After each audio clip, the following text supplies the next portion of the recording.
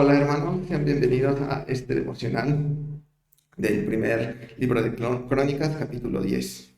Y en especial este es un capítulo muy interesante, pues se cambia la narrativa, se dejan las genealogías y ahora empiezan a hablar sobre la muerte del rey Saúl para posteriormente abordar el reinado de David. Y antes de comenzar me gustaría hacer una oración. Señor Jesús, en esta mañana te pedimos para que tú puedas dirigir nuestros corazones, para que tú puedas dirigir lo que vamos a hablar el día de hoy, el mensaje que quieres que llegue a tu iglesia y que de esta manera tu iglesia pueda ser bendecida a través de este mensaje. Todo esto lo pedimos en el nombre de Jesús. Amén. Y bueno, como habíamos dicho, pues estaremos hablando acerca de la vida del rey Saúl y qué fue lo que lo trajo a esta muerte trágica. Primero, antes que nada, Saúl fue elegido por Dios. Aunque Samuel fue quien le dio la noticia, hubieron señales evidentes que muestran que Dios estuvo presente en esta decisión. Esto lo encontramos en Primera de Samuel, capítulo 9, versículo 17, el cual dice: Cuando Samuel vio a Saúl, el Señor le dijo: Este es el hombre del que te hablé, él gobernará a mi pueblo. En este versículo nos damos cuenta que Dios mismo fue quien eligió a Saúl y no fueron los hombres, no fue Samuel, sino que Dios fue quien designó a Saúl para poder llevar a cabo el reinado de su nación, para poder ser el primer rey de Israel. Pero no solo eso, sino que Él puso a su espíritu para que estuviera, para bendecirlo, y que lo ayudó de distintas maneras, también haciéndolo su ungido. Esto lo encontramos en Primera de Samuel, capítulo 10, versículos 1, 5 y 6, los cuales nos dicen: Entonces Samuel tomó un frasco de aceite de oliva y lo derramó sobre la cabeza de Saúl. Besó a Saúl y dijo: Hago esto porque el Señor te ha designado para que gobiernes a Israel, su posesión más preciada. Cuando llegues a Gibea de Dios, donde está la guarnición de los filisteos, encontrarás a un grupo de profetas que desciende del lugar de adoración. Estarán tocando un arpa, una pandereta, una flauta y una lira, y estarán profetizando. En ese momento, el Espíritu del Señor vendrá poderosamente sobre ti y profetizarás con ellos. Serás transformado en una persona diferente.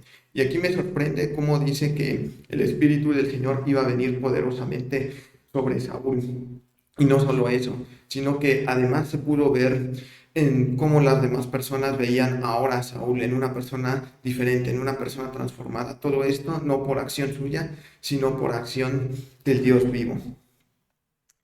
Además de eso, también el Señor le proveyó a Saúl la capacidad de hacer grandes proezas en su nombre. Un ejemplo fue cuando vencieron al ejército de los amonitas, narrado en Primera de Samuel, capítulo 11, versículos 6 y 11, los cuales dicen: Entonces el Espíritu de Dios vino con poder sobre Saúl y se enojó mucho. Pero a la mañana siguiente, antes del amanecer, Saúl llegó con su ejército dividido en 3 destacamentos. Entonces atacó por sorpresa a los amonitas y los masacró durante toda la mañana. El resto del ejército amonita quedó disperso, que no había 2 de ellos juntos. Aquí me sorprende que otra vez se dice que el Espíritu del Señor estaba sobre Saúl y que lo estaba guiando. Sin embargo, hubo un momento clave en el cual Saúl tuvo que poner a prueba su obediencia y lamentablemente falló. Esto lo iba a llevar a un camino que cada vez iba a volver más perverso. Y para esto quisiera leerles Primera de Samuel, capítulo 13, versículos 11 al 14, los cuales dicen: Pero Samuel preguntó: ¿Qué has hecho? Saúl le contestó: Vi que mis hombres me abandonaban y que tú no llegabas cuando prometiste y que los filisteos ya estaban en Migmas, listos para la batalla. Así que dije: Los filisteos están listos para marchar contra nosotros en Gilgal y yo ni siquiera he pedido ayuda al Señor, de manera que me vi obligado a ofrecer yo mismo la ofrenda quemada antes de que tú llegaras. ¡Qué tontería!, exclamó Samuel. No obedeciste al mandato que te dio el Señor tu Dios. Si lo hubieras obedecido, el Señor habría establecido tu reino sobre Israel para siempre. pero ahora tu reino tiene que terminar porque el Señor ha buscado a un hombre conforme a su propio corazón. El Señor ya lo ha nombrado para ser líder de su pueblo porque tú no obedeciste el mandato del Señor. Y aquí encontramos palabras fuertes de parte del Señor, puesto que a Saúl ya se le había acabado su tiempo para poder gobernar. Ahora iba a tener alguien más el reino, justamente David.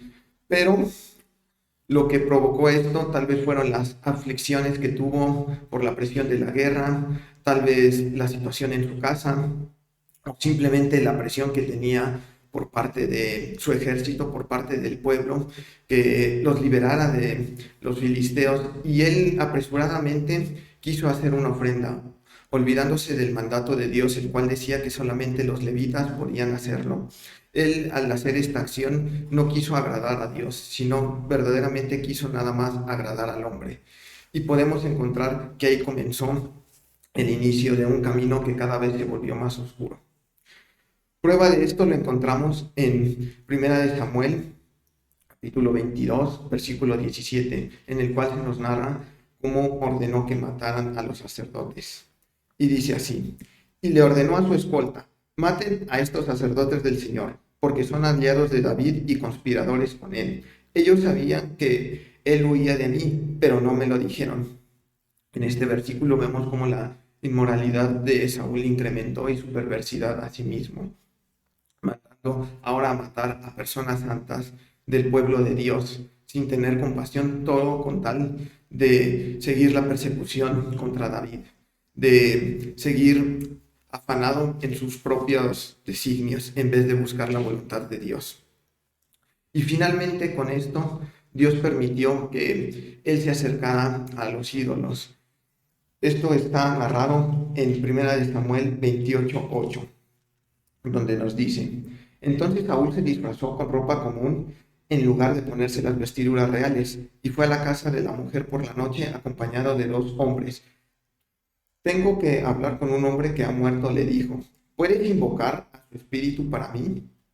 Aquí en este versículo vemos cómo Saúl ahora estaba consultando a una medium, cómo estaba consultando a alguien que no era agradable ante los ojos de Dios por lo que hacía, por cómo se comportaba, pues representaba todas las tradiciones de los pueblos que Dios había querido eliminar al lado de Israel. Y justamente Saúl ahora, en vez de ver a Dios, en vez de querer ver su voluntad, volvió a buscar al hombre, pero ahora a través de los ídolos. Saúl muy bien sabía que esto era un pecado y que representaba hechicería, pero él, en su afán de querer seguir gobernando, en su afán de querer quitar a David, fue y consultó a esta persona. Y podemos ver las consecuencias que se narran después.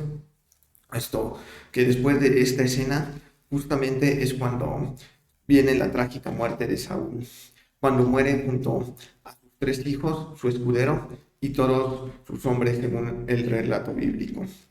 Esto lo encontramos en Primera de Crónicas, capítulo 10, versículos 4 al 6, los cuales dicen: con gemidos Saúl le dijo a su escudero: toma tu espada y mátame antes de que estos filisteos paganos lleguen para burlarse de mí y torturarme. Pero su escudero tenía miedo y no quiso hacerlo. Entonces Saúl tomó su propia espada y se echó sobre ella. Cuando su escudero vio que Saúl estaba muerto, se echó sobre su propia espada y murió. Así que Saúl y sus 3 hijos murieron allí juntos, y su dinastía llegó a su fin.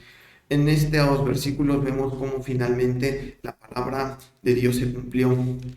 Y no es que Dios quisiera hacer algo mal sobre su ungido. Es más, David, cuando tuvo la oportunidad, no mató a Saúl a pesar de recibir gran persecución por parte de él y que atentara contra su vida. Sin embargo, todo esto fue causa de su desobediencia y que no quiso volverse al Señor, que no quiso volver su mirada al Señor. Si lo hubiera vuelto, el Señor hubiera tenido misericordia de él. Pero él quiso seguir en su camino de desobediencia y de seguir su propia voluntad y la de los hombres en vez de la del Señor. Y esto justamente es muy irónico, puesto que a lo que consultó él, que fueron los ídolos, fue a lo mismo que él fue entregado. Esto lo encontramos en Primera de Crónicas, capítulo 10, versículos 8 al 10, los cuales dicen: al día siguiente, cuando los filisteos salieron a despojar a los muertos, encontraron los cuerpos de Saúl y de sus hijos en el monte Gilboa. Entonces le quitaron la armadura a Saúl y le cortaron la cabeza. Luego proclamaron las buenas noticias de la muerte de Saúl ante sus ídolos y a la gente en toda la tierra de Filistea. Pusieron su armadura en el templo de sus dioses y colgaron su cabeza en el templo de Dagón.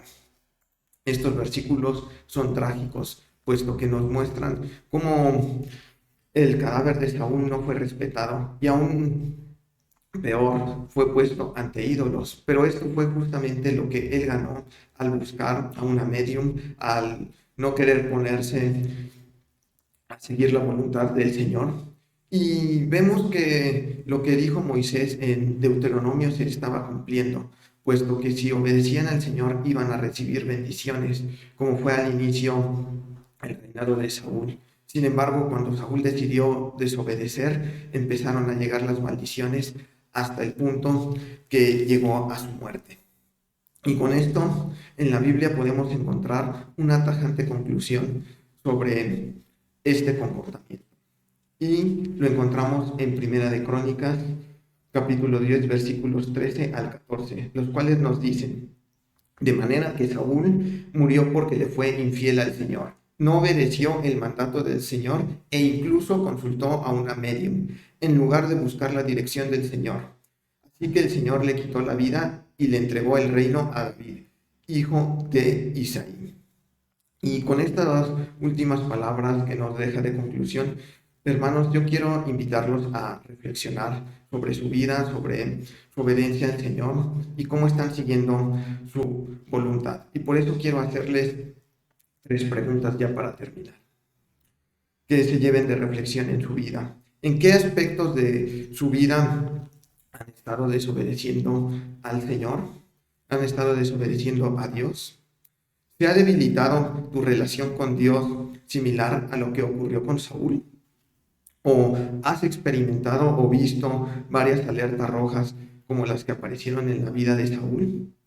Te digo que sea cual sea tu situación, aún estás a tiempo de volverte al Señor sin mirar atrás para hacer su voluntad, y que en Cristo vas a poder encontrar esa verdadera libertad. Que tengan una bendecida semana.